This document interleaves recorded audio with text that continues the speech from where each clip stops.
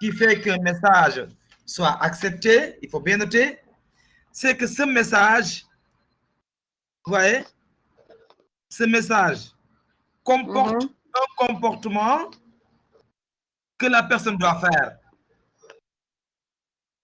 Ce comportement que le professionnel ou l'étudiant chercheur demande à la population de faire, ce comportement doit être similaire à ce qu'ils font déjà.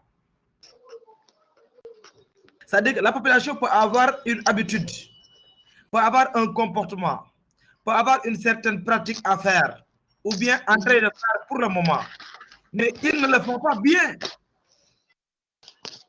Mais si vous leur édictez, si vous diffusez un message, si vous leur faites part de messages, alors relatif à ce comportement qui est en train d'être appliqué, mais avec moins d'efficacité, c'est-à-dire que vous allez encore les réenseigner l'authenticité de ce comportement. Je prends l'exemple très simple, le lavage des mains. Ça se fait tout le temps, tout le monde se lave les mains au Sénégal. Mais comment on se lave les mains? Ouais, comment on se lave les mains? C'est apparemment 8 à 11 étapes. C'est-à-dire que ce qui est similaire, c'est le lavage des mains. Ce qui fait que c'est ça qui fait que la personne va assimiler automatiquement ce qu'on lui demande de faire. Parce qu'il sait, c'est-à-dire qu'à 50%, il sait comment se laver les mains. Correct et entière des mains. C'est ça qu'on appelle demander à faire la personne une action similaire à ce qu'il fait déjà. Vous voyez? C'est ça qui facilite l'acceptation des messages. C'est-à-dire que si vous demandez à la personne quelque chose qu'il n'a jamais su, quelque chose qu'il ne connaît pas, quelque chose qu'il n'a jamais entendu, quelque chose qu'il n'a jamais essayé de faire, il lui sera difficile de faire l'effort de le savoir et de le comprendre, l'effort d'essayer et l'effort de le maintenir et l'effort de s'y adopter. C'est-à-dire que si l'effort est pénible par rapport à la compréhension, par rapport à l'essai, par rapport à la pratique, la personne sera découragée. Étant donné que le message vise à accompagner la personne à adopter le meilleur comportement possible, demander à lui faire exactement avec authenticité ce qu'il commençait à faire ou bien ce qu'il sait faire déjà.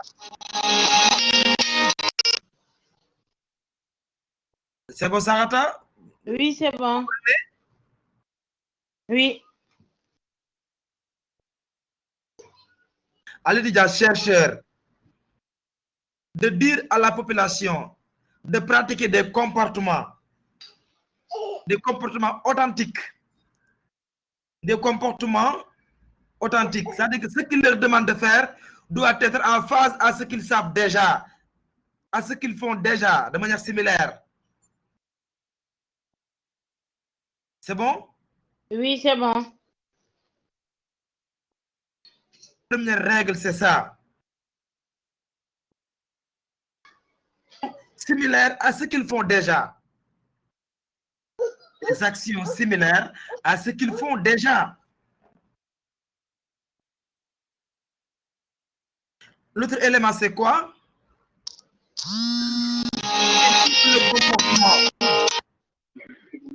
Il faut que le comportement que vous demandez à ce que la population pratique, il faut que le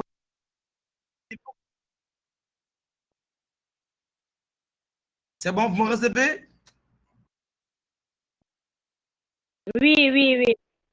Voilà, ça dit que le comportement que vous voulez que la population pratique, le comportement doit être facile à essayer. Là, c'est la deuxième règle. La troisième règle, c'est quoi? Il faut que cela soit facile à comprendre. Le message soit facile à comprendre. Et pour que le message soit facile à comprendre, il faut que le message respecte la simplicité et la clarté. C'est le premier principe d'un message. le message ne doit comporter d'ambiguïté. C'est bon? Alors, le quatrième élément, c'est quoi? Il faut que le comportement que la personne doit pratiquer, il faut que ce comportement présente donc de faibles risques ou que le comportement ne présente aucun risque.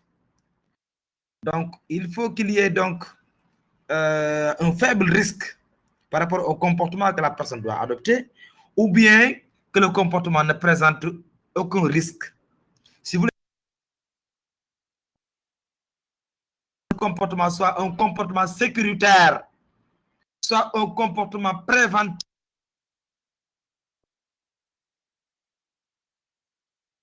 c'est ça qui donne l'assurance à la personne de pratiquer un comportement. Je prends un exemple, les masques. Le masque, le port du masque, la demande du port du masque effectif dans la population, c'est un comportement positif. Mais ce comportement ne présente aucun danger. C'est un comportement sécuritaire. C'est un comportement préventif. C'est ça qui fait que la population a suivi. La population, donc, s'en est lancée directement et de manière globale. Donc, voilà les clés de succès d'un message. Avec un comportement facile à faire, facile à essayer et un comportement sécuritaire qui ne comporte aucun danger ni risque pour la santé de la personne. L'autre élément, c'est quoi? L'autre règle, c'est quoi?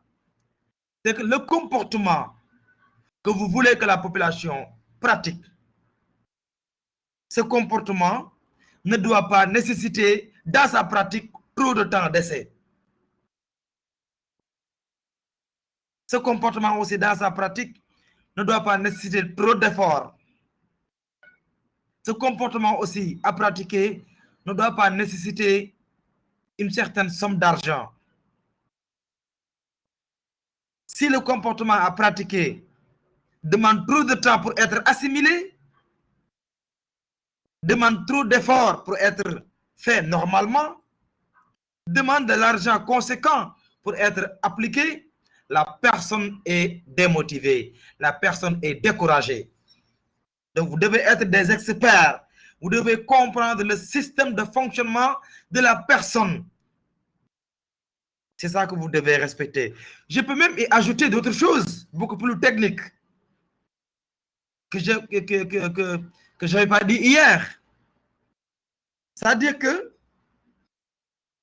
le comportement que vous lui demandez de faire, si la personne trouve un autre moyen beaucoup plus efficace, si le comportement que vous lui demandez de faire, si la personne connaît un autre moyen beaucoup plus efficace, un autre comportement beaucoup plus efficace que le comportement que vous voulez qu'il fasse, la personne ne fera jamais ce que vous lui demandez de faire. Il va essayer d'autres choses.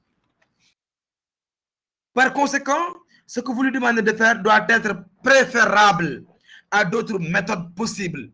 C'est-à-dire qu'il y a beaucoup de comportements préventifs que les gens connaissent, que l'étudiant chercheur connaît. Mais l'étudiant chercheur, pour communiquer à un comportement, il doit choisir parmi ce panoplie, parmi ce gamme de comportements, il doit choisir le comportement le plus efficace, le plus protecteur, le plus rassurant.